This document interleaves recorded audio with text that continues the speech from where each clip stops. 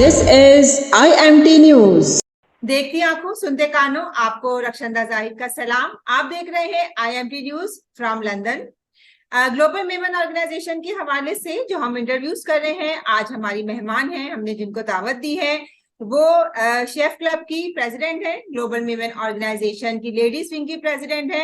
माशाल्लाह से और भी ऑर्गेनाइजेशन से इनका ताल्लुक जुड़ा है, जो हम बात करेंगे इनके बारे में। पाकिस्तान चैप्टर की ताहिरा सूर्या जी। अस्सलाम वालेकुम ताहिरा, क्या हाल है? और बहुत बहुत वेलकम आपको हमारे प्रोग्राम में। वालेकुम अस्सलाम। अल्हम्दुलिल्लाह। आप कैसी हैं रक्षंदा? बहुत बहुत जज़ाकल्लाह आपका। अल्लाह का शुक्र है, सब ठीक है ताहिरा।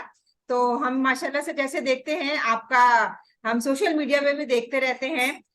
शेफ क्लब की आप प्रेसिडेंट हैं, तो आप कब से ये काम कर रही हैं और किस तरह चला रही हैं, क्या इसके रिजल्ट्स हैं? कुछ पहले अपने बारे में बताइए। देखिए, शेफ क्लब बेसिकली 3 ईयर्स से मैं जो है वो रन कर रही हूँ as a president, as a founder. और अल्हम्दुलिल्लाह आज एक सक्सेसफुल मकाम पर भी है। इसका पहले तो कोई इनिशिएट नहीं लिया हुआ था, क्योंकि आफ्टर कोविड ही मैंने अपना बिजनेस जो है वो स्टार्ट किया था, फूड का, केटरिंग का बिजनेस। और इसके बाद ही जो है जब मैं अपने बिजनेस को ग्रो करती गई आगे, और इसी तरीके से लोग मुझसे जुड़ते गए, काम लोगों को पसंद आने लगा।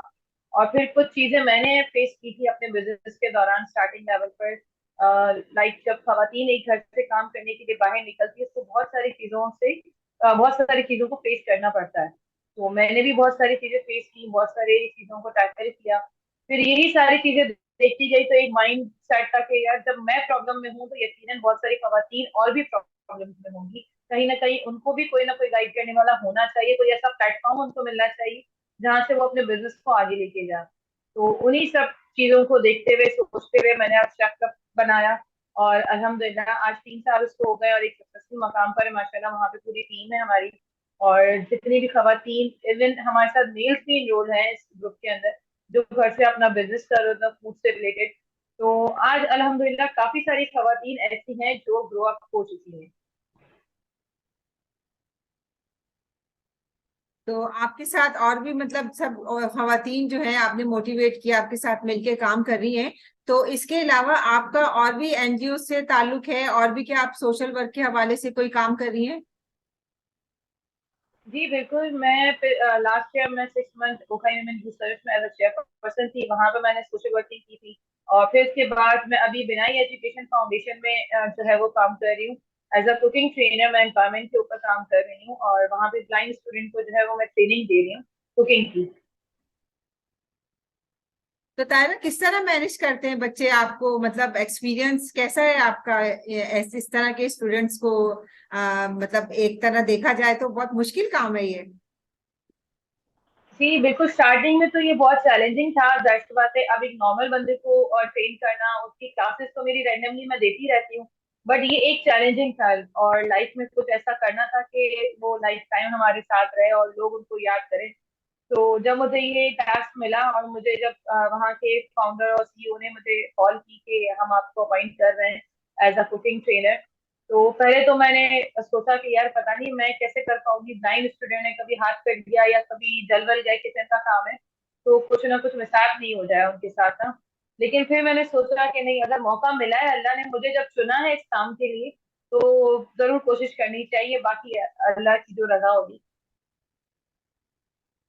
तो आपको क्या लगता है, रिजल्ट्स अच्छे आते हैं बच्चों के? बच्चे जैसे बनाते हैं तो कैसा मतलब फील होता है? आपको भी जरा खुशी होती होगी कि इस तरह के स्टूडेंट्स को ट्रेन करना बहुत मुश्किल काम है।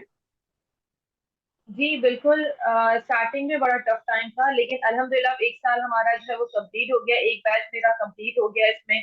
और इसमें हमारे 15 to 20 स्टूडेंट्स हैं जो कुकिंग कर रहे हैं। और अब माशाल्लाह से ऐसा है कि लाइव कुकिंग पर भी ये लोग चाह रहे हैं। अभी तो इनका तारिक, संडे को हमारा एक प्रोग्राम भी है, जिसमें बच्चे लाइव कुकिंग परफॉर्मेंस देंगे। हमारे 20 फरवरी में हमने एक इवेंट रखा है, वहां पर ये लोग अपनी लाइव परफॉर्मेंस देंगे कुकिंग की। अच्छा, तो कॉम्पिटिशन्स भी होते हैं इसमें फिर? जी बिल्कुल। रैंडमली चीजें चल रही होती हैं। एक्चुअली बिनाई एजुकेशन फाउंडेशन बहुत सारी चीजों पे काम कर रहा होता है। जैसे इसमें हमने इंडिपेंडेंट लिविंग का प्रोजेक्ट जब वो था, तो उसमें हमने कुकिंग स्किल्स का रखा था, ताकि इसमें लड़कियां हो या लड़के हो, दोनों ही कुकिंग का पार्ट ले सकते हैं।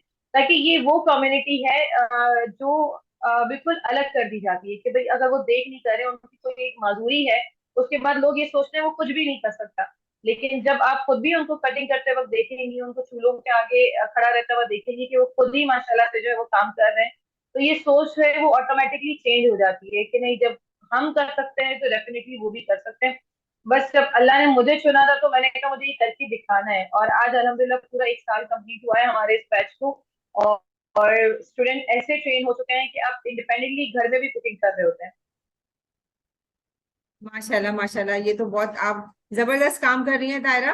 तो अब इस हवाले से बात करते हैं कि आपको जब ग्लोबल विमेन ऑर्गेनाइजेशन की तरफ से इनविटेशन मिला, आपने क्या सोचा, आपने क्यों इस पोस्ट को अवेल किया, और ऐसा क्या था इसमें कि आपने हामी भरी?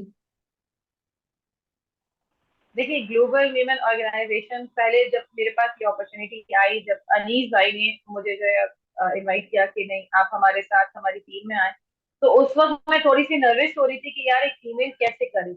लेकिन अनीस भाई का जो ट्रस्ट था मेरे ऊपर, जिस तरीके से उन्होंने मुझे मोटिवेट किया, माशाल्लाह से उमर अंकल ने मोटिवेट किया कि ग्रुप किस तरीके से, और जब मैं इनके साथ ज्वाइन हुई, मुझे यही था कि कुछ ना कुछ कम्युनिटी को सर्व करना है हमारी, क्योंकि वीमेन कम्युनिटी में हमारे पास बहुत सारी चीजें ऐसी हैं जिसमें हम अभी भी पीछे हैं। तो क्यों ना यूथ यंग जनरेशन आगे निकल कर आए और इसको आगे लेके जाए। क्योंकि आप देखें ना, जो पहले के लोग होते हैं, हर दौर का अपना नया तरीका होता है, अपने दौर में सब काम ही कर रहे होते हैं। तो इस बार भी कुछ ऐसा ही सोचा मैंने कि चले, अब जब मुझे मौका मिल रहा है, ये प्लेटफॉर्म मुझे मिला कुछ करके दिखाने के लिए कि शायद मैं अपनी कम्युनिटी के लिए कुछ कर सकूं, as a social worker, as a volunteer मैं कुछ काम कर सकूं। तो मुझे ये अपॉर्चुनिटी अच्छी लगी कि खुद को साबित करना है कि हाँ मैं कुछ कर सकती हूँ, क्योंकि मोस्टली हमारे वीमेन कम्युनिटी में ये ऐसा ही रहता है कि एक औरत बस अगर शादीशुदा है या उसके बच्चे हैं तो वो सिर्फ घर की हद तक महदूद है।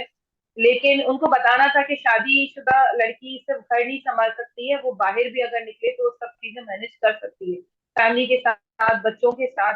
मैं खुद एक जॉइंट फैमिली में बिलोंग करती हूँ, जॉइंट फैमिली से हूँ, और मेरे बच्चे हैं, फैमिली है, सब चीजें हैं। फिर प्लस मेरा बिजनेस भी है, जो मैं अपना केटरिंग का बिजनेस कर रही हूँ, और उसके साथ साथ ये सारी एक्टिविटीज भी चल रही होती हैं।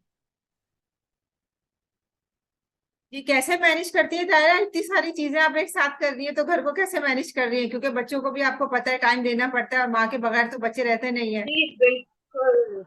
बिल्कुल, एक ट्रस्ट होता है ना, एक फैमिली का, एक हस्बैंड का सपोर्ट, वो बहुत इंपॉर्टेंट रखता है। कहते हैं ना कि अगर औरत जैसे मर्द तालीम याफ्ता हो और तो वो अपने तक ही तालीम रखता है, लेकिन अगर औरत तालीम याफ्ता हो तो वो उनकी नस्लें संवर जाती है। लेकिन औरत भी तालीम याफ्ता जब होती है जब इसके ऊपर उसके सरबराह लाइक जो हमारे महरम रिश्ते हैं, वो उन पे ट्रस्ट करें, वो उनके ऊपर अपना एतमाद दिखाएं कि हाँ तुम कुछ कर सकती हो। तो वही सपोर्ट मुझे मेरे हस्बैंड से मिला अल्हम्दुलिल्लाह। और वो हमेशा मुझे मोटिवेट करते रहते हैं कि नहीं तुम कर लोगी। कुछ चीजें मैं अगर कभी ज्यादा काम आ गया, लाइक ऑर्डर्स आ गए, फिर मुझे भी जाना है, तो पीछे मेरे बच्चे मेरे साथ होते हैं, मम्मा हम आपकी हेल्प कर देते हैं, जल्दी से हो जाएगा।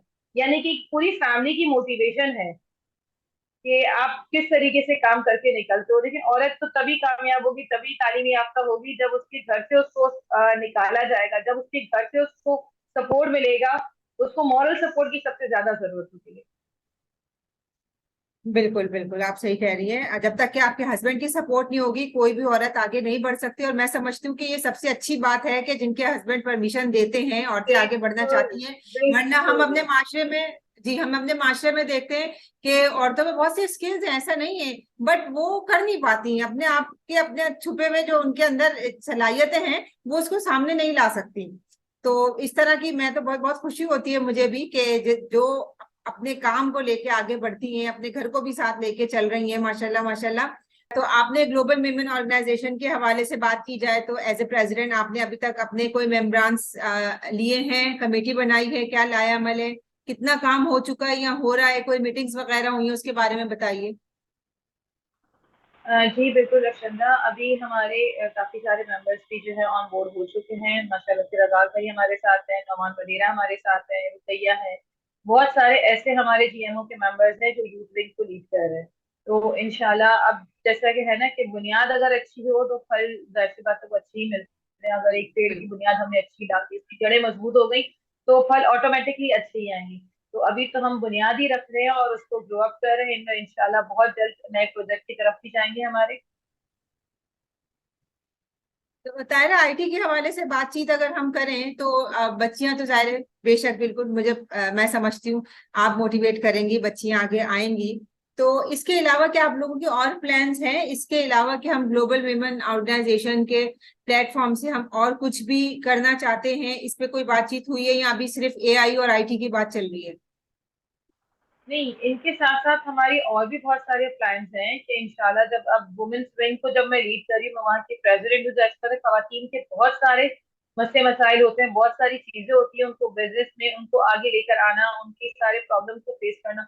आप देख रहे हैं आजकल सबसे ज्यादा इशू जो आ रहा है वो फाइनेंशियली आ रहा है, कि अब एक कमाने वाला जो है वो पूरी फैमिली को नहीं कर सकता ना, तो उसके साथ सपोर्ट करना बहुत जरूरी है कि उसकी वाइफ हो या उसकी बहन हो या जो भी घर में अगर उसकी बेटियां हो, तो वो भी उनको साथ मिलकर घर चलाना है। क्योंकि अब जो फाइनेंशियली जो हमारा इकोनॉमिकल जो हमारा हाल है, जो हमारे मुल्क का हाल है, वो आगे जाके क्या हो जाएगा हमें खुद भी आइडिया नहीं है।